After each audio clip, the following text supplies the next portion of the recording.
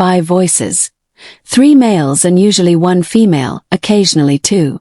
When I got a bit older and no longer needed a babysitter, probably around the age of 10 or so, my parents would leave me alone at home on weekend evenings. My sister had a part-time job and friends, so she would often be gone as well. On the nights when I was left there, my family would usually come home to find me huddled in one corner of the living room under a blanket with the television volume up as loud as I could get it without destroying the speakers.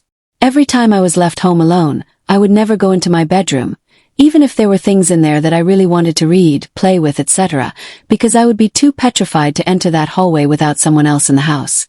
Along with the voices were footsteps. They would start at the beginning of the hall, where it merged with the kitchen, and go all the way to my bedroom at the very end. I tried to tell my mother about this, but she waved it away as the noises of the house settling. I didn't believe this because I had heard the house settling and what I was hearing in the hallway sounded nothing like that. It sounded like what I heard when my sister or mother walked down the corridor.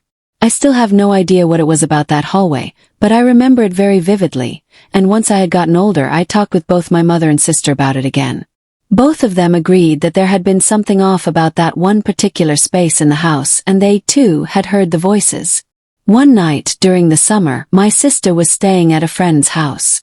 She had a television in her bedroom, so I called her and asked her if she would let me sleep in her room and allow me to watch her TV. She agreed. I opened the window, we didn't have central heating and air, and dozed off at some point during the night. The TV had a sleep timer on it, so it turned off a little after I had gone to bed. I woke up to hearing the hallway voices outside the window, just beneath it. They still sounded like a poorly tuned radio, but instead of being in the hallway, they were outside the house. Very slowly and carefully, I got to my knees and peered out of the screen, wondering who in the world could be outside, considering we had no neighbors to speak of, and saw no one. The voices were still talking just beneath the window, but there were no people for the speech to have come from.